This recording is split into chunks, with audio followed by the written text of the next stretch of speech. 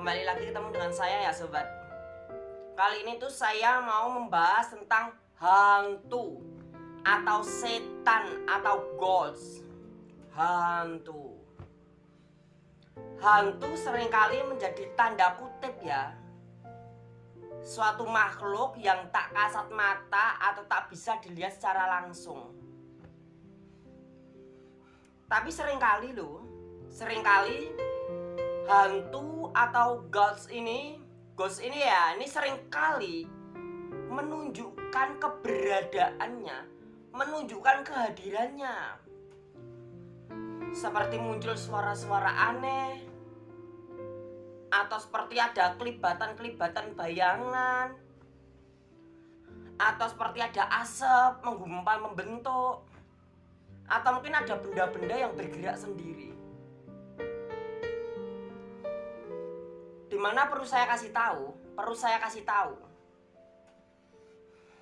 alam nyata dan alam gaib itu hanya dibatasi plastik tipis transparan. Antara alam nyata dan alam gaib itu hanya dibatasi plastik yang sangat tipis, dan plastiknya itu transparan.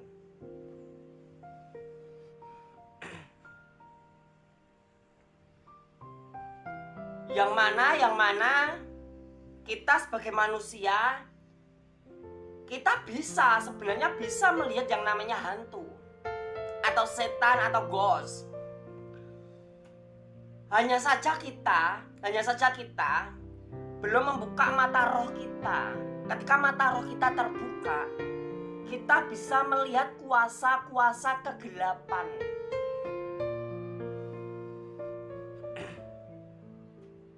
Sedangkan kalau kita manusia awam, mata roh kita aja nggak punya, mata roh kita aja nutup, ya kita nggak tahu. Ibaratnya manusia, kalau di alam nyata kita punya mata, kita bisa melihat semua. Tetapi roh kita itu masih merem. Roh kita tuh matanya masih tertutup, merem. Jadi nggak tahu apa-apa, nggak bisa ngelihat. Matanya masih merem. Ya, karena kita terlalu sibuk dengan dunia kita, sehingga kita lupa dengan roh kita.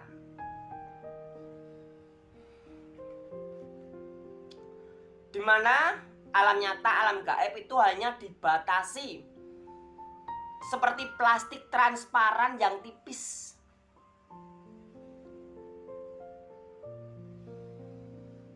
Tetapi untuk membuka plastik transparan itu, untuk membuka batas antara alam nyata dan alam gaib, kita butuh yang namanya roh.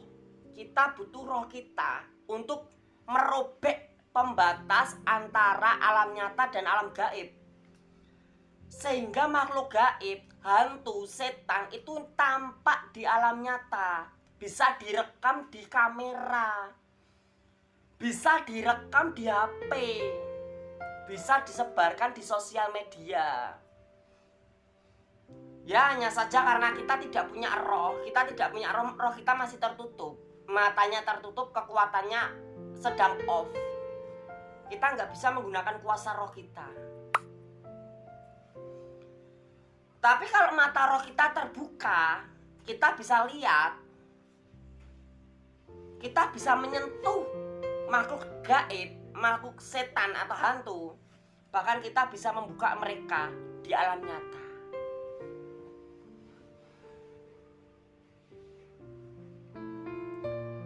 Dan perlu saya kasih tahu, ternyata ketika makhluk gaib, ketika setan, hantu, mereka dengan kekuatan mereka untuk menembus batas penghalang antara alam dimensi gaib dan alam dimensi nyata.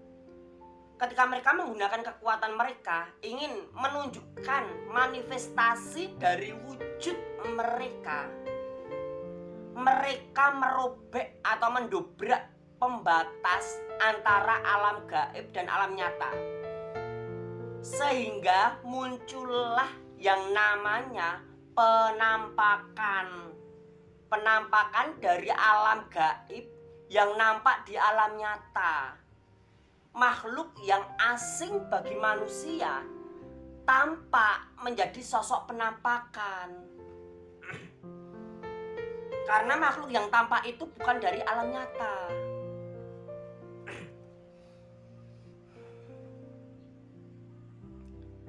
Dan biasanya kalau makhluk gaib itu mendobrak penghalang atau pembatas, berarti mereka juga mengeluarkan kekuatan mereka, mengeluarkan energi mereka untuk berhasil mendobrak.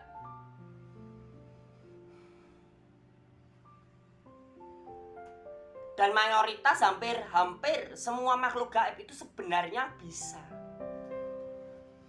Hampir semua makhluk gaib itu bisa mendobrak pembatas itu. Hanya saja apakah kekuatan mereka cukup?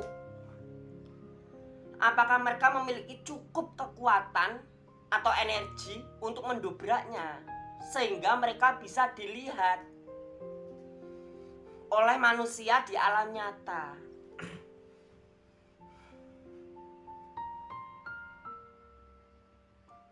Sedangkan kita manusia, kita nggak bisa tahu tentang mereka karena mata roh kita tertutup. Kita yang terlalu membangga-banggakan roh kita. Kita membanggakan jiwa kita, roh kita. Nanti kalau kita mati kita pakai jiwa. Bagaimana Anda mau menggunakan roh Anda? Bagaimana Anda mau menggunakan jiwa Anda? Kalau Anda saja menggunakan roh Anda, melihat menggunakan roh Anda, melihat menggunakan jiwa Anda nggak bisa. Anda cuma bisanya terlalu banyak materi, terlalu banyak ngomong, tapi nggak bisa praktek. Hanya sebatas keyakinan sesuai dengan pemahaman saja. Tapi prakteknya nol.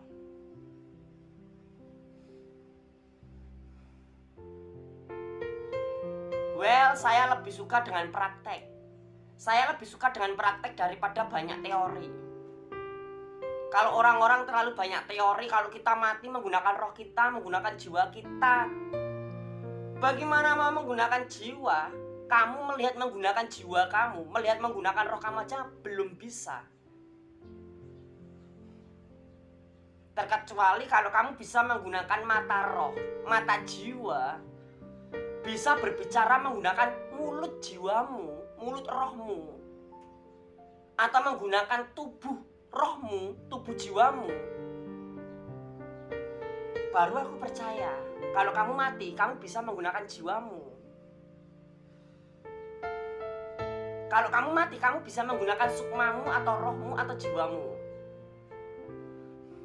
Tapi kebanyakan manusia itu terlalu banyak ngomong, ceramah, teori, tapi prakteknya nol. Well, jujur saja, bagi saya, ketika manusia hidup, manusia dibekali yang namanya nafas kehidupan. Tuhan menggembuskan nafas kehidupan di dalam manusia. Dan melalui nafas kehidupan itulah manusia bisa mengolah nafas kehidupan menjadi roh, membuka mata roh, menggunakan roh. Baru bisa yang namanya meraga sukma. Tuhan sudah memberikan bekal. Tapi kita manusia terlalu bermalas-malasan dan terlalu banyak keyakinan dan terlalu banyak teori. Sehingga prakteknya kosong. Ketika kita mati ya kita tinggal kenangan. Ketika kita mati kita cuma tinggal kenangan. Oh, si dia sudah mati. Cuma tinggal kenangan aja. Dan ternyata roh kita itu sebenarnya juga terhubung dengan roh halus atau alam gaib, alam bawah sadar atau alam supernatural, yang tentunya roh kita juga punya kekuasaan atau leluasa. Sebenarnya